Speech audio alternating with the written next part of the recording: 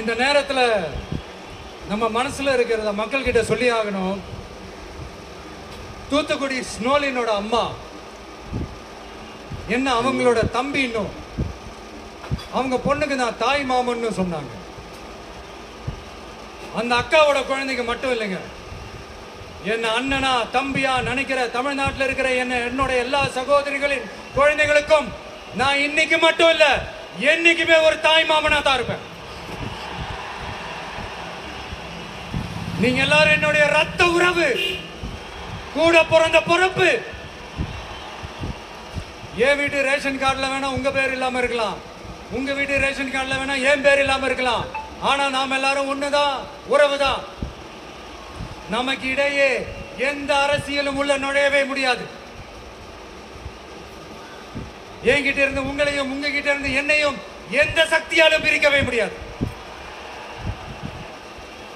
அப்புறம் நான் ஒன்னும் இந்த மார்க்கெட் போனதுக்கு அப்புறம், ரிட்டையர் ஆனதுக்கு அப்புறம் அடைக்கலம் தேடி அரசியலுக்கு வரல, படைக்கலனோட வந்திருக்கிறோம். பவர்ஃபுல் ஃபோர்ஸோட, மாபெரும் படை வரிசையோட, எல்லாத்துக்கும் தயாராகி தான் வந்திருக்கிறோம்.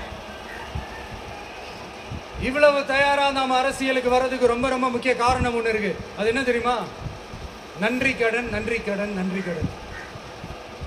கிட்டத்தட்ட ஒரு 30 வருஷமா, 30 வருஷத்துக்கு மேல நீங்க தான், நம்ம மக்கள் தான் என் கூட நிக்கிறீங்க, எனக்காக நிக்கிறீங்க, என்னை தாங்கி பிடிக்கிறீங்க, மனசுல ஏந்தி பிடிக்கிறீங்க, தாய் அன்போட மடியில ஏந்திக்கிறீங்க. உண்மையை சொல்லணும்னா வேற யாரை விடவும் எனக்கு இந்த அன்பையும் ஆதரவையும் கொடுத்துருக்கிறீங்க. என் மேல உயிரையே வச்சிருக்கிறீங்க. என்ன உங்க வீட்டுல ஒருத்தனாவே ஆக்கிட்டீங்க. நீங்க எனக்கு கடவுள் கொடுத்த வரம்.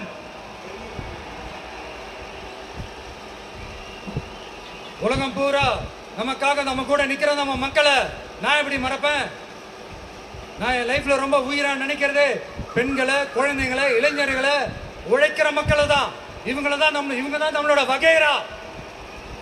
இதை பார்த்துதான் நம்மளோட எதிரிகளுக்கு பத்தி எரியுது. அதுக்காக நாம என்ன செய்ய முடியும்? அதனால நம்ம உறவுகளை, சொந்தத்தை, வகைராவை யாருக்காகவும் எதுக்காகவும் விட்டு கொடுக்க முடியாது இல்லையா? Here at this moment among this August gathering, I want to open my heart and say I enjoy people, I respect people, I worship people.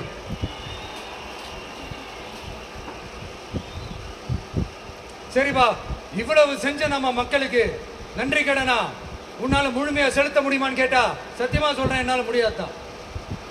இன்னும் எத்தனை ஜென்மம் எடுத்தாலும் அந்த நன்றி கடனை என்னால தீர்க்கவே முடியாது.